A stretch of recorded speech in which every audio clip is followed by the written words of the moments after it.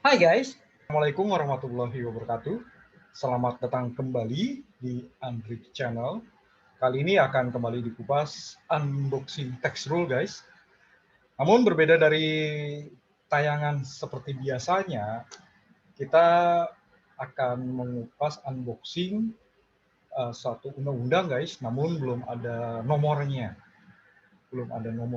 Jadi uh, ini undang-undang ini guys, undang-undang Cipta Kerja baru disetujui oleh DPR guys hari Senin tanggal 5 Oktober 2020 yang lalu, dan saat ini direkam guys, saat ini diambil gambarnya, unboxing ini diambil gambarnya, belum ada nomornya, masih dalam proses guys. Namun sudah ada beberapa permintaan dari beberapa pemirsa Andrik Channel agar mengunboxing rancangan undang-undang Cipta Kerja ini guys. Jadi kita akan unboxing bab 6 klaster pajak bagian ketujuh guys di RUU Cipta Kerja ini. Bagian pertama tentunya ya, kita akan unboxing terlebih dahulu perubahan undang-undang perpajakan khususnya pajak penghasilan. Oke guys, terima kasih telah like dan share ya. Dan sebagai bentuk apresiasi yang dapat menambah motivasi dalam pembuatan video-video pajak guys, mohon klik subscribe ya di bawah guys yang masih tulisannya berwarna merah. Baik, selamat menyaksikan.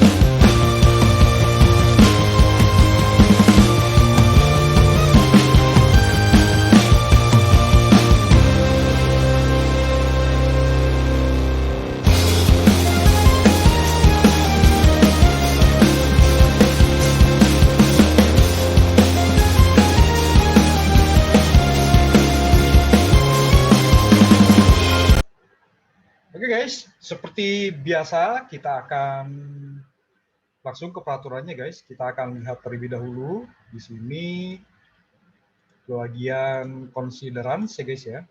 Kenapa Undang-Undang Cipta Kerja ini terbit? Kita akan lihat guys ya, seperti tadi ya sudah disampaikan bahwa undang-undang ini guys masih dalam bentuk rancangan dan belum ada nomornya ya, masih dalam proses guys, tapi sudah disetujui oleh Dewan Perwakilan Rakyat. Oke, ya pertama di sini pertimbangan guys bahwa untuk mewujudkan tujuan pembentukan pemerintah negara Indonesia dan mewujudkan masyarakat Indonesia yang sejahtera, adil, dan makmur berdasarkan Pancasila dan Undang-Undang Dasar Negara Republik Indonesia tahun 1945. Negara perlu melakukan berbagai upaya untuk memenuhi hak warga negara atas pekerjaan dan penghidupan yang layak bagi kemanusiaan melalui Cipta Kerja. Bahwa dengan Cipta Kerja diharapkan mampu menyerap tenaga kerja Indonesia yang seluas-luasnya di tengah persaingan yang semakin kompetitif dan tuntutan globalisasi ekonomi. Untuk mendukung Cipta Kerja diperlukan penyesuaian berbagai aspek pengaturan yang berkaitan dengan kemudahan, perlindungan, dan pemberdayaan koperasi dan usaha mikro, kecil, dan menengah, peningkatan ekosistem investasi dan percepatan proyek strategis nasional, termasuk peningkatan perlindungan dan kesejahteraan pekerja. Pengaturan yang berkaitan dengan kemudahan perlindungan dan pemberdayaan koperasi dan usaha mikro, kecil, dan menengah, peningkatan ekosistem investasi dan percepatan proyek strategis nasional, termasuk peningkatan perlindungan dan kesejahteraan pekerja yang tersebar di berbagai sektor undang-undang. Berbagai undang-undang sektor saat ini belum dapat memenuhi kebutuhan hukum untuk percepatan cipta kerja, sehingga perlu dilakukan perubahan. untuk perubahan pengaturan yang berkaitan dengan kemudahan perlindungan dan pemberdayaan koperasi dan usaha mikro kecil dan menengah, peningkatan ekosistem investasi dan percepatan proyek strategis nasional, termasuk peningkatan perlindungan dan kesejahteraan pekerja, dilakukan melalui perubahan undang-undang sektoral yang belum mendukung terwujudnya sinkronisasi dalam menjamin percepatan cipta kerja, sehingga diperlukan terobosan hukum yang dapat menyelesaikan berbagai permasalahan dalam beberapa undang-undang ke dalam satu undang-undang secara komprehensif. Nah, ini yang disebut Omnibus Law, guys. Ya, bahwa berdasarkan pertimbangan pada huruf A, huruf B, huruf C, huruf D, dan huruf E, perlu membentuk undang-undang tentang cipta kerja. Oke, mengingat pasal 4, pasal 5, ayat 1, pasal 18, pasal 18A, pasal 18B, pasal 20, pasal 22D, ayat 2, pasal 27 ayat 2, pasal 28D ayat 1, dan ayat 2, dan pasal 33 Undang-Undang Dasar Negara Republik Indonesia tahun 1945. Ketetapan Majelis Permusyawaratan Rakyat Republik Indonesia nomor 16 MPR 1998 tentang politik ekonomi dalam rangka demokrasi ekonomi. Ketetapan Majelis Permusyawaratan Rakyat Republik Indonesia nomor 9 MPR dari 2011 tentang pembaruan agraria dan pengelolaan sumber daya alam dengan persetujuan bersama Dewan Perwakilan Rakyat Republik Indonesia dan Presiden Republik Indonesia memutuskan menetapkan undang-undang tentang cipta kerja. Oke, kita lihat guys di sini ketentuan umum ya, terutama apa sih yang dimaksud cipta kerja gitu ya. Oke, cipta kerja adalah upaya penciptaan kerja melalui usaha kemudahan pelindungan dan pemberdayaan koperasi dan usaha mikro kecil dan menengah, peningkatan ekosistem investasi dan kemudahan berusaha dan investasi pemerintah pusat, dan percepatan proyek strategis nasional. Nah, kemudian di sini jelaskan guys apa saja koperasi, usaha mikro kecil menengah atau UMKM, lalu perizinan berusaha, pemerintah pusat, pemerintah daerah, dan apa itu pemerintah daerah adalah kepala daerah sebagai usaha penyelenggara pemerintah daerah dan sebagainya. Lalu juga ada pelaku usaha di sini guys, orang seseorang atau badan usaha yang melakukan atau kegiatan pada bidang tertentu. Lalu ada badan usaha, ya, rencana detail tata ruang, persetujuan bangunan gedung dan lain sebagainya. Oke guys, dan karena di sini kita membahas unboxing aturan pajak guys, tidak akan dikupas di luar pajak tentunya ya. Oke, jadi untuk yang lain bila ingin mempelajari, maksud saya di luar pajak, di luar klaster pajak di bagian ke-7 di Undang-Undang Cipta Kerja ini guys, silakan download RUU-nya dulu ya, karena belum ada nomornya guys. Oke, selanjutnya kita akan langsung ke klaster pajaknya guys, ya. Sangat banyak sekali ya, ada beberapa isu lah terutama di pajak ini guys, di klaster ke-7 ini. Ya, bagian ke-7 dari Undang-Undang Cipta Kerja ini. Oke, kita akan lihat guys satu persatu ya. Kita mulai dengan pajak penghasilan terlebih dahulu. Oke. Baik guys. Klaster perpajakan itu ada dalam bab 6 kemudahan berusaha dan ada di bagian ke-7 kalau tidak salah dari klaster ini ya. Jadi ya di sini pajak masuk ke bagian kemudahan berusaha ya, bab 6. Kemudian kita akan cek bagian pajaknya guys. Oke, itu ada di bagian ke-7, perpajakan. Oke, kita akan bahas terlebih dahulu di pasal 111 guys. Ya. Oke, di sini ada beberapa ketentuan dalam Undang-Undang Nomor 7 Tahun 1983 tentang pajak penghasilan sebagaimana telah beberapa kali diubah, terakhir dengan Undang-Undang Nomor 76 tahun 2008 ya. Dan diubah lagi di sini guys di Undang-Undang Cipta Kerja ini. Oke. Yang pertama di sini pasal 2. Oke. Ketentuan pasal 2 diubah. Nah, oke. Dan kalau tidak salah guys, di sini terkait dengan pajak penghasilan ini cuma ada 3 poin kalau nggak salah perubahan. Oke. Dan untuk memudahkan guys, saya sudah membuat semacam perbandingan ya antara perubahan di Undang-Undang Cipta Kerja ini, ya, rancangan undang-undang guys, karena belum ada nomor ya, oke, dengan Undang-Undang Pajak Penghasilannya guys. Jadi nanti kita akan lihat dalam bentuk begini guys, biar nanti kita bisa melihat perbedaannya di mana, ya, supaya bisa memahami lebih lanjut perubahan apa yang ada dalam RUU Cipta Kerja, terutama di bab 6 bagian ke-7, ya, tadi ya, kemudahan berusaha bab 6 bagian ke-7, di sini klaster perpajakannya guys, ya, dan perubahan Undang-Undang PPH dari pasal 111, rancangan Undang-Undang Cipta Kerja. Oke.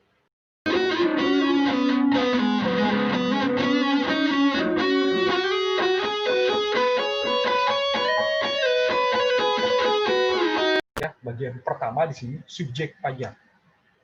Nah, untuk ayat satunya guys, pasal 2 ayat 1, subjek pajak kelihatannya emang nggak ada perubahan ya.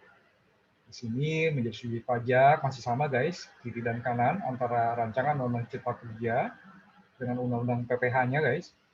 Yang menjadi subjek pajak adalah orang pribadi, ya, bagian A, orang pribadi. Kemudian warisan yang belum terbagi sebagai satu kesatuan menggantikan yang berhak masih sama guys. Oke. Kemudian B, badan, sama ya. Dan bentuk usaha tetap, oke, masih sama. Kemudian di ayat 1A juga masih sama guys, belum ada perubahan. Bentuk usaha tetap merupakan subjek pajak yang pelakuan perpajakannya bersamakan dengan subjek pajak badan. Oke, nggak berubah ya? Tidak berubah guys. Oke. Kemudian di ayat 1A tadi ya, kemudian ayat 2 di pasal 2 guys, subjek pajak dibedakan menjadi subjek pajak dalam negeri dan subjek pajak luar negeri, masih belum berubah. Nah, mulai perubahan tuh di pasal 2 ayat 3 guys. Oke, di sini saya sudah membuat note guys. Perubahan pertama itu selain time test masih sama ya, 183 hari. Oke. Ketentuan tentang subjek pajak dalam negeri juga menyebutkan kewarganegaraan. Oke. Di Undang-Undang PPH guys, yang tadi ya, di Undang-Undang Nomor 7 tahun 1983, subjek pajak dalam negeri ini tidak ada mengenal istilah kewarganegaraan guys. Oke, kita lihat yang lama dulu ya. Subjek pajak dalam negeri adalah orang pribadi yang bertempat tinggal di Indonesia. Oke. Orang pribadi yang berada di Indonesia lebih dari 183 hari dalam jangka waktu 12 bulan. Atau orang pribadi dalam suatu tahun pajak berada di Indonesia dan mempunyai niat untuk bertempat tinggal di Indonesia. Sementara di rancangan undang-undang RUU Cipta Kerja guys, subjek pajak dalam negeri adalah orang pribadi, masih sama ya orang pribadinya, baik yang merupakan warga negara Indonesia maupun warga negara asing yang, ininya masih sama guys, bertempat tinggal di Indonesia, sama ya, bertempat tinggal di Indonesia, berada di Indonesia lebih dari 183 hari dalam jangka waktu 12 bulan, masih sama guys, 183 hari dalam jangka 12 bulan, sama di sini atau juga dalam, atau dalam satu tahun pajak, berada di Indonesia dan mempunyai niat untuk bertempat tinggal di Indonesia. Masih sama ya? Masih sama guys ininya guys. Oke, cuman di sini ada penyebutan warga negara Indonesia maupun warga negara asing. Sementara di Undang-Undang PPH nggak ada penyebutan warga negara guys. Ya, orang pribadi aja begitu ya. Oke, kemudian selanjutnya guys, masih di ayat 3, di pasal 2 ayat 3, subjek pajak ini. Badan masih sama, nggak ada perubahan guys di sini, yang didirikan atau bertempat penduduk Indonesia kecuali unit tertentu dari badan pemerintah dengan kriteria pembentukannya berdasarkan ketentuan peraturan perundang-undangan, sama ya. Oke, pembiayaan bersumber dari anggaran pendapatan dan belanja negara dan anggaran pendapatan belanja daerah. Sama juga, penerimaan dimasukkan dalam anggaran pemerintah pusat atau pemerintah daerah, masih sama juga. Pembukuan diperiksa oleh aparat pengawasan fungsional negara. Oke. Kemudian huruf C guys, ya, ayat 3 huruf C, pasal 2 ayat 3 huruf C, warisan yang belum terbagi sebagai suatu kesatuan menggantikan yang berhak. Itulah subjek pajak dalam negeri. Oke guys, ayat 3. Oke, kita sekarang ke ayat 4 ya. Ya, mirip-mirip dengan ayat 3 guys. Di sini dalam mengatur terkait dengan subjek pajak luar negeri ya, sama selain time test guys. Oke, di sini untuk subjek pajak orang pribadi luar negeri menyebutkan juga kewarganegaraan atau WNI WNA serta tiebreaker rule guys. Oke ya, ikat guys, seperti dasi gitu ya, betul-betul mengikat gitu loh. Oke, Kita lihat sini guys, yang lama dulu ya. Oke, yang lama itu guys, dalam menyebutkan subjek pajak luar negeri. Oke, Undang-Undang PPH dalam menyebutkan subjek pajak luar negeri. Itu orang pribadi ya yang tidak bertempat tinggal di Indonesia, orang pribadi yang berada di Indonesia tidak lebih dari 183 hari dalam jangka waktu 12 bulan, dan badan yang tidak didirikan atau tidak bertempat kedudukan di Indonesia yang menjalankan usaha atau melakukan kegiatan melalui bentuk usaha tetap Indonesia. Oke, huruf A, sekarang huruf B guys. Orang pribadi, oke, orang pribadi yang tidak bertempat tinggal di Indonesia, orang pribadi yang berada di Indonesia tidak lebih dari 183 hari dalam jangka waktu 12 bulan, dan badan yang tidak didirikan dan tidak bertempat kedudukan di Indonesia yang dapat menerima atau memperoleh penghasilan dari Indonesia tidak menjalankan usaha atau melakukan kegiatan usaha, melakukan kegiatan melalui bentuk usaha tetap di Indonesia. Nah, sementara guys, yang RUU Cipta Kerja, ya perbedaan ada di sini guys, di subjek pajak luar negeri orang pribadi terutama ya.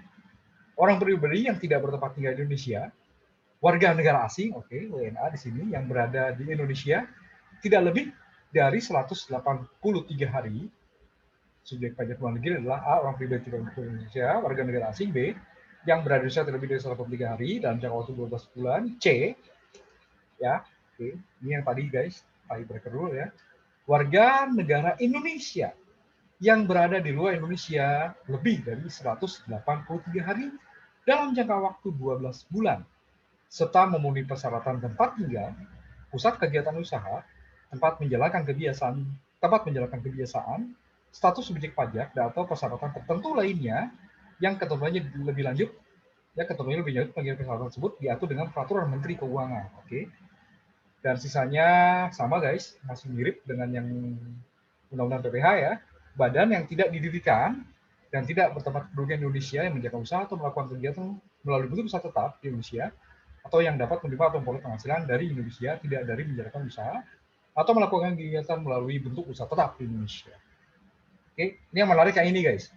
WNI yang berada di luar Indonesia lebih dari 183 hari dalam jangka waktu 12 bulan. Kita tunggu guys ya peraturan Menteri Keuangannya, oke? Ya. Oke, saya lagi. Jangan tanya teknis ya. Oke, kita ini baru konsep, baru undang-undang. Tadi saya gimana nanti praktek ya? Tunggu peraturan pelaksanaannya guys. Saya sering banget ditanya, aturannya gimana teknisnya ya? Ya saya bukan pemerintah guys. Mohon maaf gitu ya. Jadi kalau misalnya ada aturan di sini yang baru gitu ya, teknisnya gimana? Oke, di sini disebut diatur dengan peraturan Menteri Keuangan. Oke, itu ayat 4 guys. Ya, dari perubahan pertama subjek pajak guys. Oke, lanjut lagi. Ayat 5 sekarang.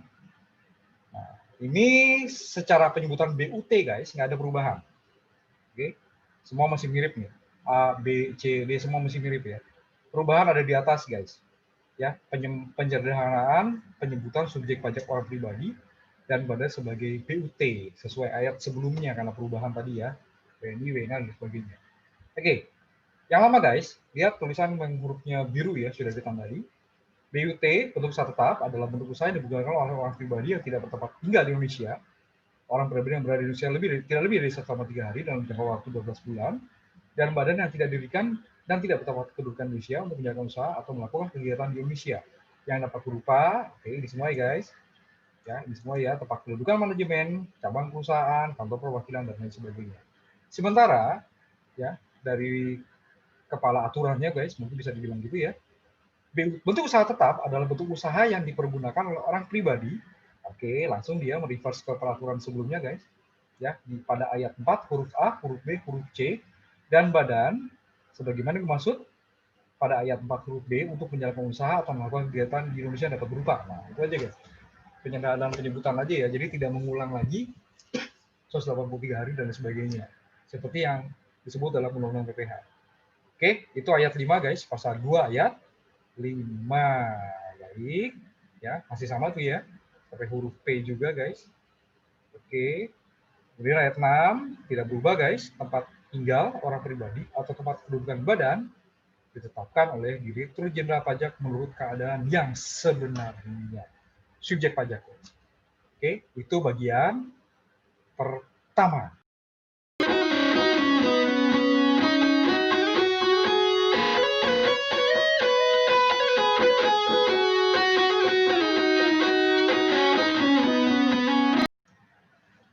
Oke guys, bagian kedua dari RUU Cipta Kerja ini guys, itu mengubah ketentuan pasal 4 ya. Dan sekali lagi guys, untuk memudahkan dalam melihat apa isi dari RUU Cipta Kerja ini, kita akan melihat dari persandingan dengan Undang-Undang PPH. Oke, nah, di sini guys, sebagian besar di pasal 4 ayat 1, oke, membahas objek pajak ya guys. Kemudian pasal 4 ayat 2, objek PPH final. Dan pasal 4 ayat 3, itu bukan objek pajak. Oke, di sini di ayat 1 guys, ya tidak ada perubahan ya. Yang menjadi objek pajak adalah penghasilan, yaitu setiap tambahan kemampuan ekonomis yang diterima oleh wajib pajak, baik yang berasal dari Indonesia maupun luar Indonesia, yang dapat dipakai untuk konsumsi dan atau menambah kekayaan wajib pajak yang bersangkutan dengan nama dan dalam bentuk apapun, masih sama guys. Ya, jadi ini bagaimana menggrab ya penghasilan sebagai objek pajak seluas-luasnya. Oke, di sini dengan nama dan dalam bentuk apapun termasuk. Oke, huruf A tidak ada perubahan guys.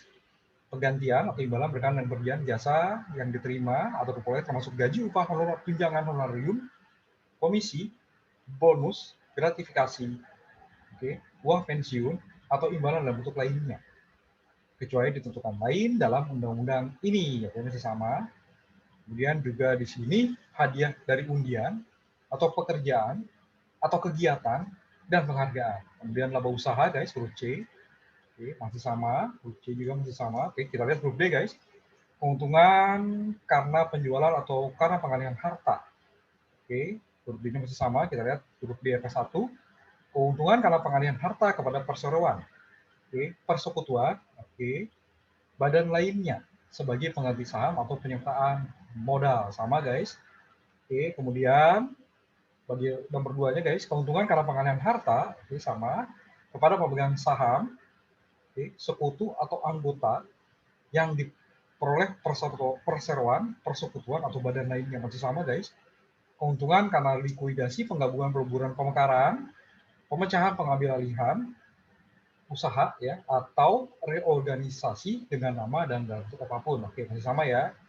Kemudian keempatnya guys, keuntungan karena pengalihan harta berupa hibah, bantuan, atau sumbangan, kecuali yang diberikan kepada keluarga saudara dalam garis keturunan lurus 1 derajat dan badan keagamaan, badan pendidikan, badan sosial, oke, atau oke, jadi badan sosial termasuk yayasan, oke, badan sosial termasuk yayasan, koperasi atau orang pribadi yang menjalankan usaha mikro dan kecil yang ketentuannya diatur lebih lanjut dengan peraturan Menteri Keuangan sepanjang tidak ada hubungan dengan usaha, pekerjaan, kepemilikan, atau penguasaan antara pihak-pihak yang bersangkutan. Sama semua nih guys, masih persis ya, nggak ada perubahan ya.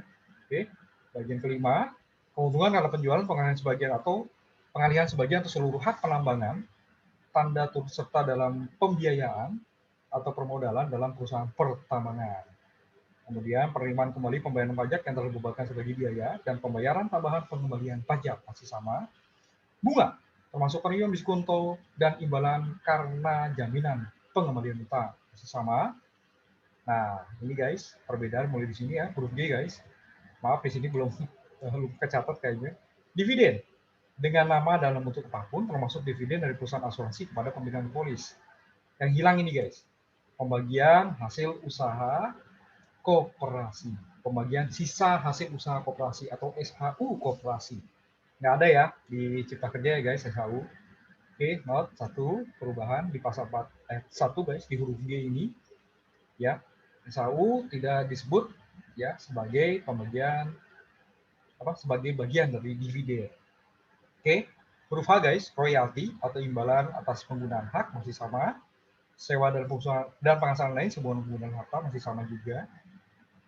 Kemudian, oke, penerimaan atau perolehan pembayaran berkala, keuntungan karena pembebasan utang, kecuali sampai dengan jumlah tertentu yang ditetapkan dengan peraturan pemerintah masih sama.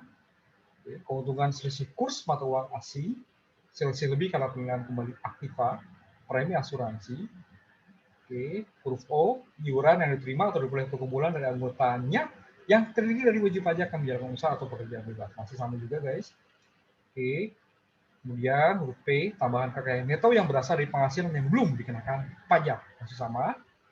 Q, penghasilan dari usaha berbasis syariah. Imbalan bunga huruf R sebagaimana dimaksud dalam undang-undang yang mengatur mengenai ketentuan umum dan tata cara perpajakan. Oke, ini sama ya. Dan surplus Bank Indonesia. Oke. Nah, di sini guys, di undang-undang PPH ya tidak ada ayat 1 guys. Sorry, tidak ada ayat 1A. Ya, hanya pasal 4 ayat 1. Nah, di sini ada ketentuan baru guys yang di undang-undang PPH belum diatur ya, pasal 4 ayat 1A, 1B, 1C. Oke, kita lihat guys, pasal 4 ayat 1A. Dikecualikan dari ketentuan sebagaimana dimaksud pada ayat 1. Warga negara asing yang telah menjadi subjek pajak dalam negeri dikenai pajak penghasilan hanya atas penghasilan yang diterima atau diperoleh dari Indonesia dengan ketentuan. Ya kan tadi dari bentuk manapun ya, dengan nama dan bentuk apapun, baik diterima dari Indonesia atau dari luar Indonesia. Oke guys. Nah, di pasal 1A ada pengecualian nih bagi mereka nih. Ya, pasal 1A ada pengecualian di sini. Oke. Dengan ketentuan, ada syaratnya guys, memiliki keahlian khusus. Memiliki keahlian tertentu. Dan, di sini berarti kumulatif guys, harus dua-duanya terpenuhi. Berlaku selama 4 tahun yang dihitung sejak menjadi subjek pajak dalam negeri. Jadi dua syarat ini, maka yang dikenai PPH hanya atas penghasilan yang diterima atau diperoleh dari Indonesia bagi warga negara asing yang telah menjadi subjek pajak dalam negeri. Gitu ya. Jadi kalau dia menerima penghasilan dari luar Indonesia, ya nggak masuk. Tapi syaratnya dua ini guys. Ya, dua syarat ini harus terpenuhi. Oke. Pasal 4 ayat 1A. Pasal 4 ayat 1B. Termasuk dalam pengertian penghasilan yang diterima atau diperoleh dari Indonesia sebagaimana dimaksud pada ayat 1A, berupa penghasilan yang diterima atau diperoleh warga negara asing sehubungan dengan pekerjaan jasa atau kegiatan Indonesia dengan nama dan dalam bentuk apapun yang dibayarkan di luar Indonesia. Wah, luar biasa nih guys. Oke ya, jadi kalau misalnya sumber penghasilan dari sini, gitu ya, tapi bayarannya di luar Indonesia, maka termasuk dalam pengertian 1A. Sekali lagi, 1A ini ada syarat dua ini guys. Oke guys ya. Kalau ternyata tidak memenuhi syarat ini, ya kembali lagi ke pasal 1 berarti. Pasal 4 ayat 1 berarti. Ya. 1B-nya, ya, kalau ternyata kegiatan Indonesia, tapi di bentuknya itu dibayarkannya itu dari luar Indonesia, maka termasuk pengertian 1A. Ayat 1A, di ayat 1B-nya guys. Belum diatur ya di Undang-Undang PPH guys. Kemudian pasal 4 ayat 1C, ketentuan sebagaimana dimaksud pada ayat 1A tidak berlaku terhadap warga negara asing. Nah, mulai di sini pembatasan ketat guys, yang memanfaatkan persetujuan penghindaran pajak berganda antara pemerintah Indonesia dengan pemerintah negara mitra atau jurisdiksi mitra persetujuan penghindaran pajak berganda atau P3B, tempat warga negara asing memperoleh penghasilan dari luar Indonesia. Mantap ya guys. Ya, kalau cuma memanfaatkan P3B berarti nggak masuk ketentuan di pasal 4 ayat 1A. Di sini juga ada peraturan lebih lanjut guys di pasal 4 ayat 1D. Ketentuan lebih lanjut mengenai kriteria keahlian tertentu serta tata cara pengenaan pajak penghasilan bagi warga negara asing pada ayat 1A diatur dengan peraturan menteri keuangan. Kita tunggu aja guys. Ya, tadinya seperti apa di sini keahlian khusus ini? Ya, juga syarat berlaku selama 4 tahun pajak dihitung sejak menjadi subjek pajak dalam negeri. Kita tunggu guys peraturan menteri keuangannya karena belum ada. Pasal 4 ayat 2 sekarang. Penghasilan di bawah ini dapat mengenai pajak bersifat final. Masih sama guys, sama undang-undang PPH. Penghasilan berupa bunga deposito dan tabungan lainnya, bunga obligasi, dan surat utang negara dan bunga simpanan yang dibayarkan oleh koperasi kepada anggota koperasi orang pribadi. Oke, masih sama. Huruf A. Huruf B, penghasilan berupa hadiah undian masih sama. Penghasilan dari transaksi saham dan sekuritas lainnya, transaksi derivatif yang diperdagangkan di bursa, dan transaksi penjualan saham atau pengalihan penyertaan modal pada perusahaan pasangannya yang diterima oleh perusahaan modal Ventura. Masih sama guys, nggak ada perubahan.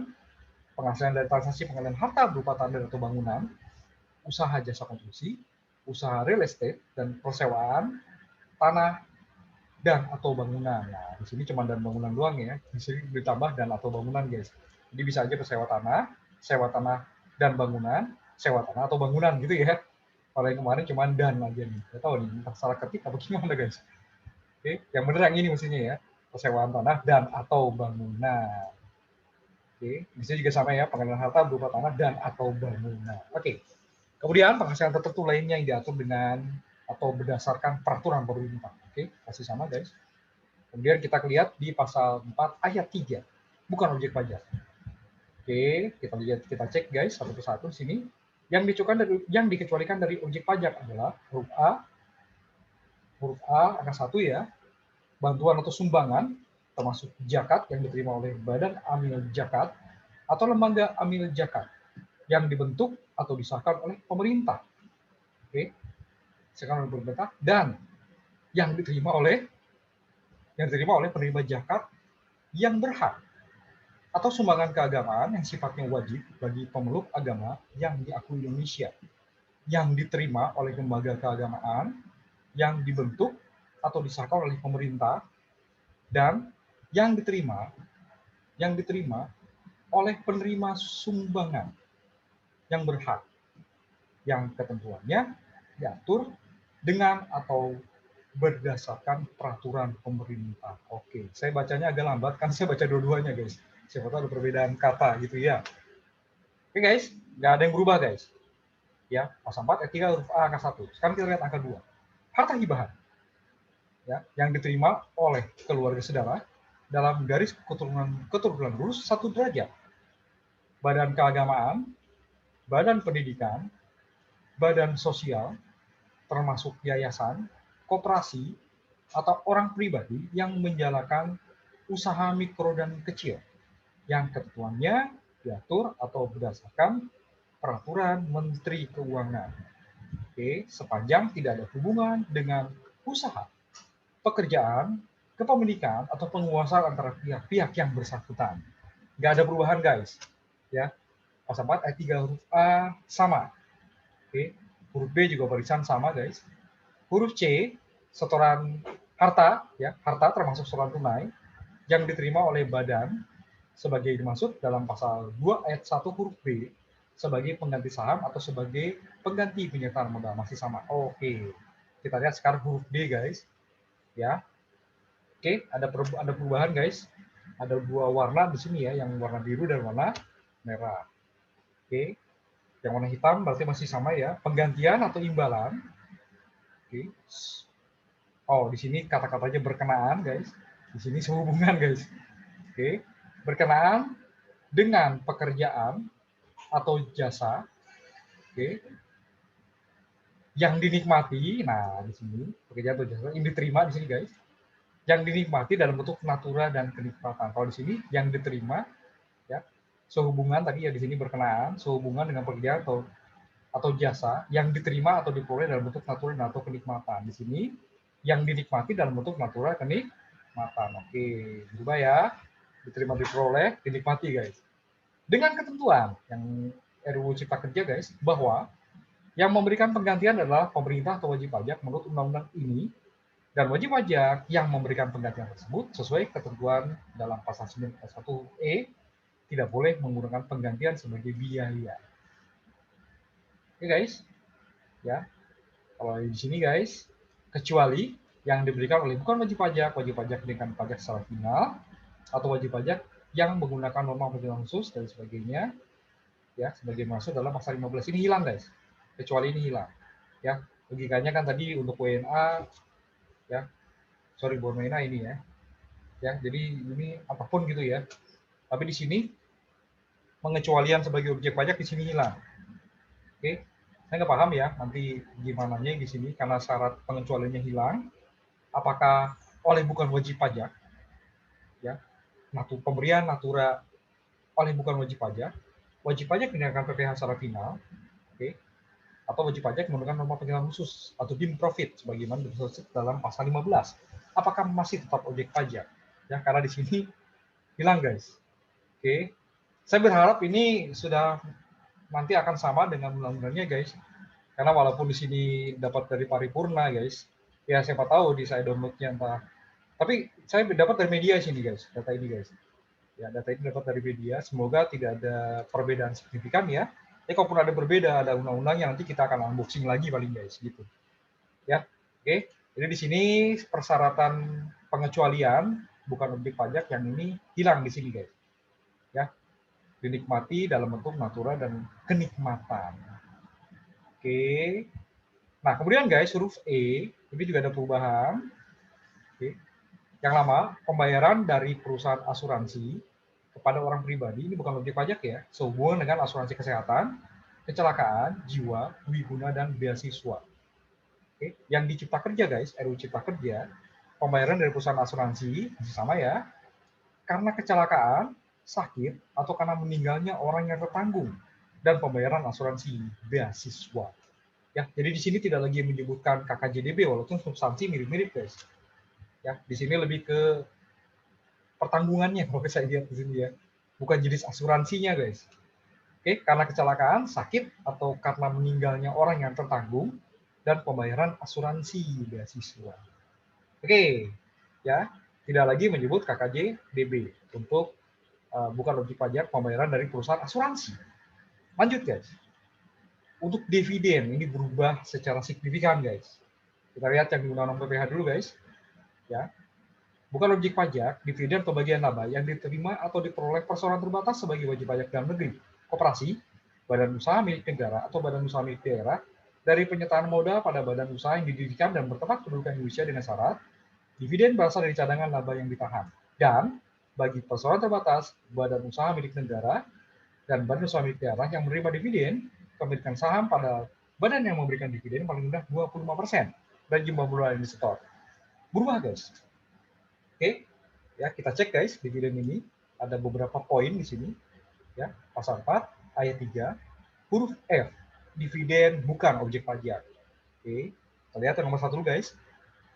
Dividen yang berasal dari dalam negeri yang diterima atau diperoleh wajib pajak orang pribadi dalam negeri sepanjang dividen berasal dari dalam negeri diterima diperoleh wajib pajak ya orang pribadi dalam negeri sepanjang dividen tersebut diinvestasikan di wilayah negara Republik Indonesia dalam jangka waktu tertentu dan atau badan dalam negeri.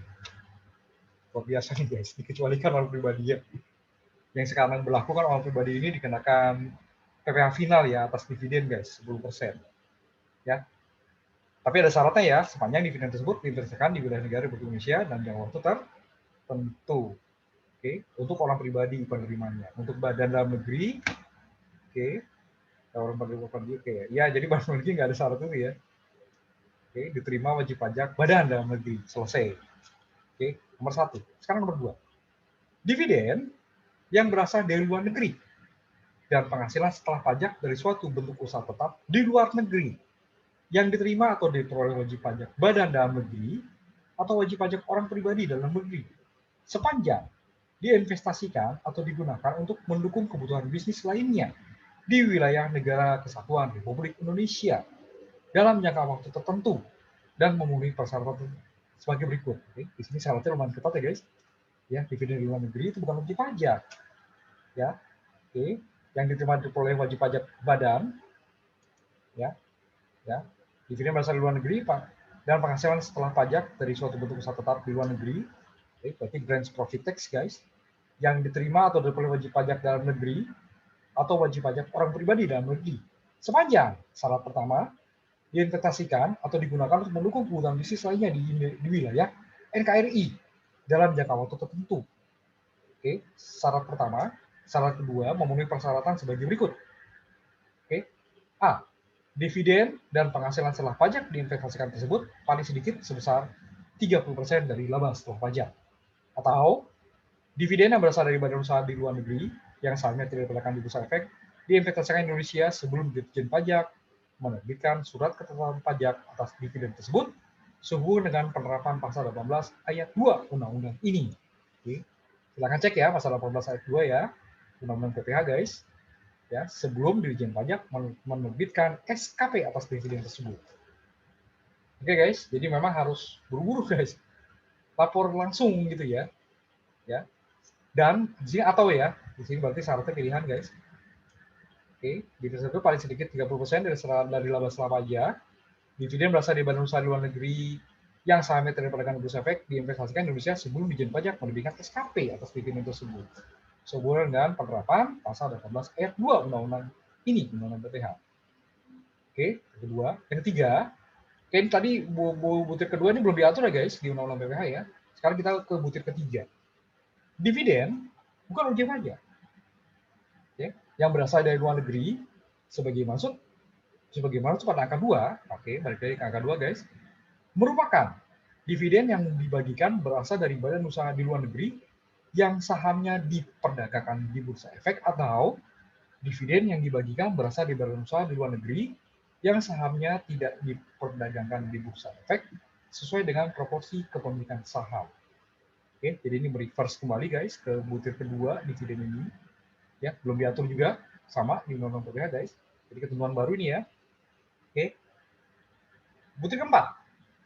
Dalam hal dividen sebagaimana dimaksud pada angka 3 huruf B. Oke. Angka 3 huruf B ini yang ini ya guys. Angka 3 huruf B. Oke, silahkan nanti dibaca lagi guys. Oke. Dan penghasilan setelah pajak dari suatu bentuk usaha tetap di luar negeri sebagaimana dimaksud dalam angka 2 diinvestasikan di wilayah negara kesatuan Republik Indonesia kurang dari 30% dari jumlah laba setelah pajak sebagaimana dimaksud dalam pada angka 2 huruf A berlaku ketentuan. Oke. Jadi memang ketat nih guys, catatnya guys. Ya, karena sebelumnya kan cuman apa? Penyataan 25% gitu kan ya. Sekarang di sini lebih ketat nih guys. Oke. Berlaku ketentuan. Kembali lagi kita atas dividen dan penghasilan setelah pajak yang diinvestasikan tersebut dikecualikan dari pengenaan pajak penghasilan. Atas selisih dari 30% laba setelah pajak dikurangi dengan dividen atau penghasilan setelah pajak yang diinvestasikan sebagaimana dimaksud dalam huruf A dikenai pajak penghasilan. Oke guys. Selisih dari 30% ya guys, setelah dikurangi pajak, dikenai PPH. Atas sisa laba setelah pajak dikurangi dengan dividen atau penghasilan setelah pajak yang diinvestasikan sebagaimana dimaksud pada huruf A serta atas selisih sebagaimana dimaksud pada huruf B tidak dikenai pajak penghasilan. Oke, nanti kita akan cek lagi ya. Karena di sini setelah saya cek memori penjelasannya semuanya cukup jelas guys. Ya, semoga nanti ini ada peraturan pelaksananya lagi ya. Biar lebih clear disertai contoh ya. Ini sekali lagi ya, jangan tanya teknisnya gimana ya. Ini baru konsep guys, baru undang-undang. Nanti peraturan pelaksanaannya akan lebih menjelaskan lebih lanjut. Seperti apa sih untuk pengecualian dividen ini? Oke, kita lanjut dulu guys. Karena kita di sini unboxing ya.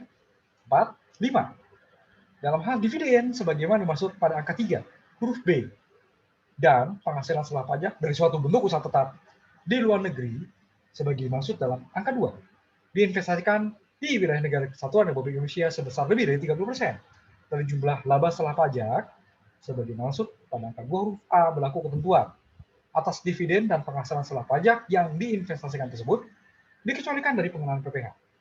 Atas sisa lebih setelah pajak dikurangi dengan dividen atau penghasilan setelah pajak yang diinvestasikan sebagai dimaksud dalam huruf A tidak dikenai pajak penghasilan. Oke. Sama di sini butir 5 juga belum diatur. Butir 6, dalam hal dividen yang berasal dari badan usaha di luar negeri yang sahamnya tidak diperdagangkan di bursa efek diinvestasikan di Indonesia setelah Direktur Jenderal Pajak menerbitkan surat ketetapan pajak atas dividen tersebut sehubungan dengan penerapan pasal 18 ayat 2 undang-undang ini, undang-undang PPH guys. Dividen dimaksud tidak dikecualikan dari pengenaan pajak penghasilan. Artinya, ya kalau penerapan 18 ayat 2 Undang-Undang PPH, Ditjen Pajak menerbitkan SKP, maka dividen tadi menjadi objek pajak. Tidak dikecualikan dari pengenaan PPH gitu ya. Oke, tidak dikucurkan dari pengenaan PPh. Jadi berarti menjadi wajib pajak. Oke, bukti ketujuh guys. Pengenaan pajak penghasilan atas penghasilan dari luar negeri tidak melalui bentuk usaha tetap yang diterima atau diperoleh wajib pajak badan dalam negeri atau wajib pajak orang pribadi dalam negeri dikecualikan dari pengenaan PPh dalam hal penghasilan tersebut diinvestasikan di wilayah negara Republik Indonesia, Negara Kesatuan Republik Indonesia dalam jangka waktu tertentu dan memenuhi persyaratan penghasilan berasal dari usaha aktif di luar negeri, bukan penghasilan dari perusahaan yang dimiliki di luar negeri. Oke, itu luar biasa guys ya. Jadi kalau kita perhatikan di sini seperti ingin menarik pulang dana dari luar guys. Ya, ya dengan di sini dibilang bahwa dividen tadi dengan berbagai persyaratan itu bukan objek pajak guys. Oke, kita lanjut lagi. Oke, bukti 8. Pajak atas penghasilan dibayar atau terutang luar negeri atas penghasilan pada angka 2 dan angka 6 berlaku ketentuan tidak dapat diperhitungkan dengan pajak penghasilan terutang. Nah, iyalah guys ya. Tidak dapat merupakan sebagai biaya atau pengurangan penghasilan dan atau tidak dapat dimintakan pengembalian kelebihan pembayaran pajak. Ya kan pajaknya di luar negeri guys. Dibayarnya di luar, dibayar atau terutang di luar negeri. Jadi tidak dapat di cover di sini dong. Oke. Dalam hal wajib pajak tidak menginvestasikan penghasilan dalam jangka waktu tertentu, sebagaimana dimaksud pada angka 2 dan angka 6 berlaku ketentuan penghasilan dari luar negeri tersebut merupakan penghasilan pada tahun pajak diperoleh dan pajak penghasilan yang dibayar atau terutang di luar negeri atas penghasilan tersebut merupakan kredit pajak sebagaimana dimaksud dalam pasal 24 undang-undang ini. Ini normal berarti guys. Yang putih 9 ya. Jadi kalau yang sekarang pun undang-undang PPh begini. Ya. Merupakan penghasilan dan sebagainya dan kredit pajak pasal 24.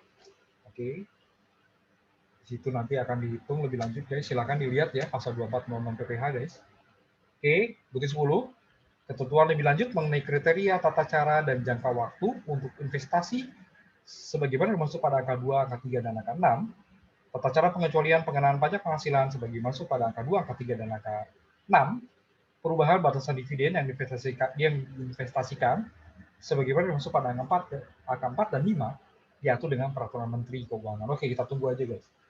Ya, nanti seperti apa dari peraturan Menteri Keuangan nanti akan ada peraturan izin pajaknya yang mengatur hal ini guys. Kita akan unboxing lagi begitu ini keluar guys peraturan-peraturannya ya. Oke, huruf G. Oke, di sini sepertinya tidak ada perubahan. Iuran terima diperoleh dana pensiun yang pendiriannya telah disahkan Menteri Keuangan, baik yang dibayar oleh pemberi kerja maupun pegawai. Oke, itu bukan objek pajak, sama. Masih sama ya, nggak ada perubahan ya. Penghasilan dari modal yang ditetapkan dari dana pensiun sebagaimana pada huruf G dalam bidang tertentu yang ditetapkan dengan keputusan Menteri Keuangan. Sama juga, nggak berubah.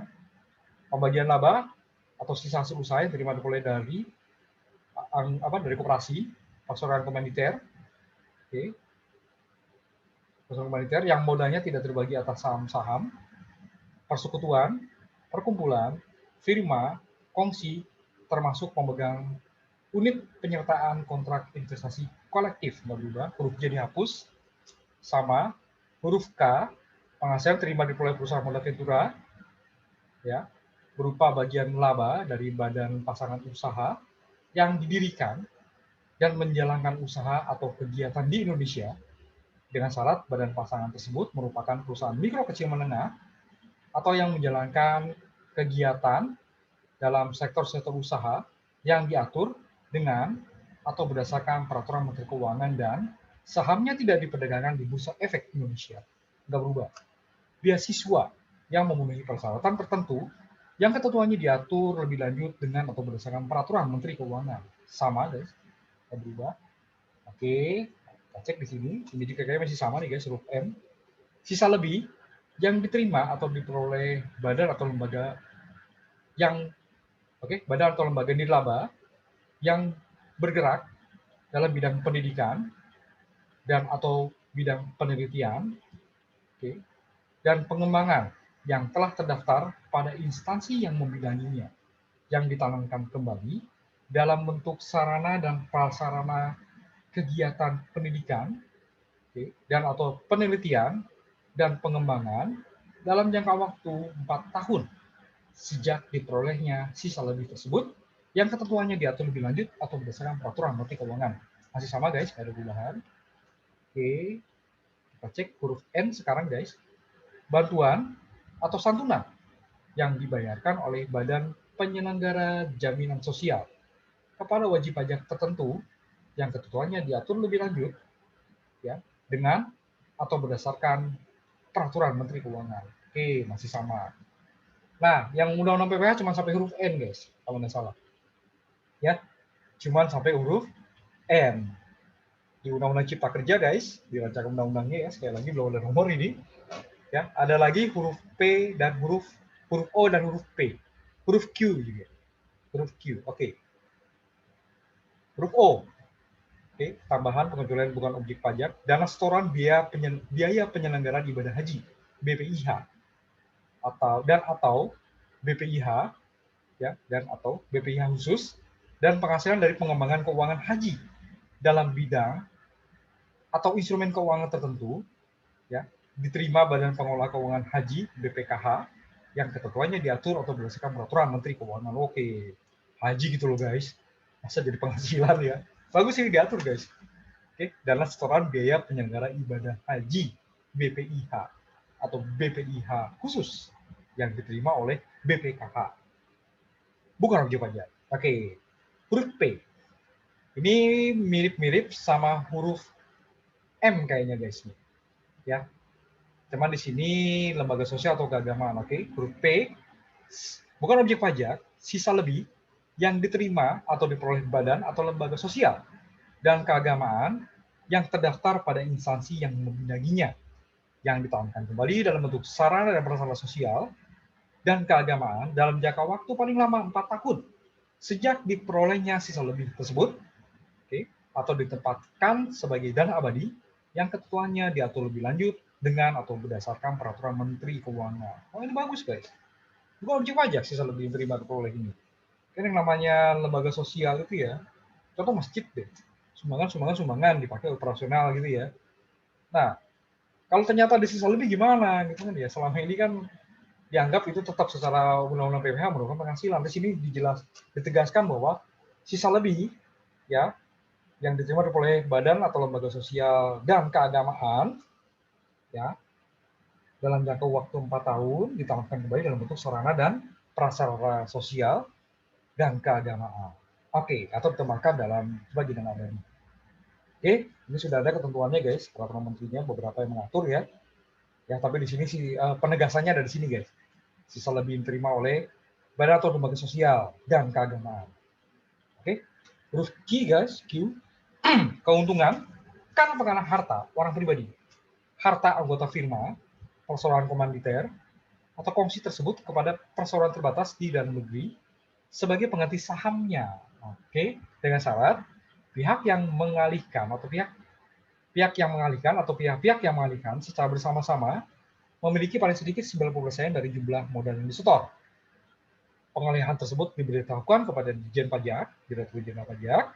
Pengenalan pajak di kemudian hari atas keuntungan tersebut dijamin. Wah, ini juga kita lihat lagi guys, seperti apa sih di sini bentuknya ya. Oke, saya sih kebayang di sini kalau apa mereka tadinya orang pribadi atau firma gitu beralih ke PT gitu ya, sebagai pengganti saham. Ya logikanya mirip-mirip sama yang di atas-atas sih guys ya, yang sudah berlaku di Undang-Undang PPh saat ini. Kalau pengalihan harta gitu ya, oke, sebagai pengganti saham, setoran tunai atau dolar harta gitu ya, sebagai pengganti saham gitu ya, itu merupakan objek pajak. Nah, sekarang di sini ditegaskan oleh pengalihan harta orang pribadi, harta anggota firma, perseroan komanditer atau kongsi kepada perseroan terbatas dan negeri sebagai pengganti sahamnya. Oke, syaratnya di sini kita belum tahu di sini ya, apakah salah ketik atau enggak, karena nggak ada tidak ada dan atau gitu ya. Apakah tiga-tiga terpenuhi? Ya, kalau menurut saya ini bisa jadi syarat kumulatif, guys. Ketiganya harus terpenuhi. Oke, itu perubahan bagian kedua.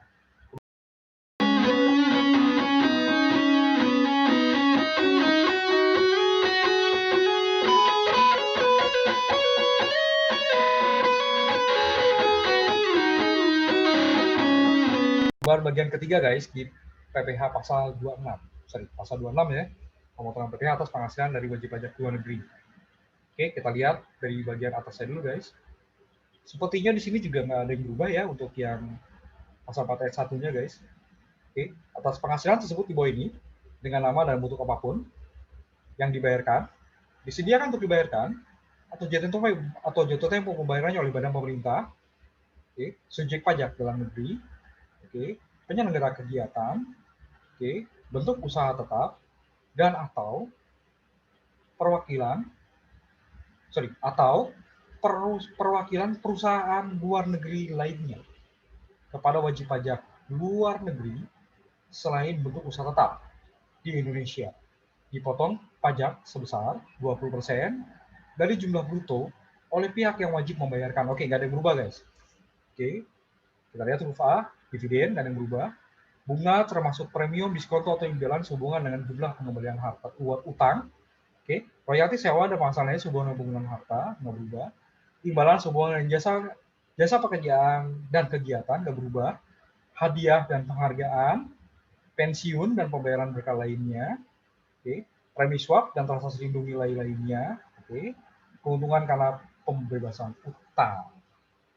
Oke, kita lihat sekarang pasal 26 ayat 1A guys. Negara domisili dari wajib pajak luar negeri selain yang menjalankan atau melakukan kegiatan usaha melalui bentuk usaha tetap di Indonesia, oke, sebagaimana dimaksud pada ayat 1, oke, adalah negara tempat tinggal atau tempat kedudukan wajib pajak luar negeri yang sebenarnya menerima manfaat dari penghasilan tersebut atau beneficial owner. Masih sama, nggak berubah guys. Kita lihat sekarang ayat 1B, pasal 26 ayat 1B. Di Undang-Undang PPH belum diatur guys, berarti ketentuan baru ya. Tarif sebesar 20% dari jumlah bruto oleh pihak yang wajib membayarkan bunga, termasuk premium, diskonto, dan imbalan sehubungan dengan jaminan pengembalian utang pada ayat 1 huruf B, ini guys, ayat 1 huruf B, dapat diturunkan dengan peraturan pemerintah. Oke, tarifnya bisa turun nih guys. Kita tunggu peraturan pemerintahnya ya. Oke, bisa turun kata ayat 1B. Lanjut, ayat 2 sekarang. Ini kayaknya juga ayat 2 nggak ada perubahan guys. Oke, kita lihat saja ya. Atas penghasilan dari penjualan atau pengalihan harta di Indonesia, kecuali yang diatur dalam pasal 4 ayat 2 Undang-Undang PPH ya, yang diterima atau diperoleh wajib pajak luar negeri selain bentuk usaha tetap di Indonesia dan premi asuransi yang dibayarkan kepada perusahaan asuransi luar negeri, dipotong pajak 20% dari perkiraan penghasilan neto. Nggak berubah guys.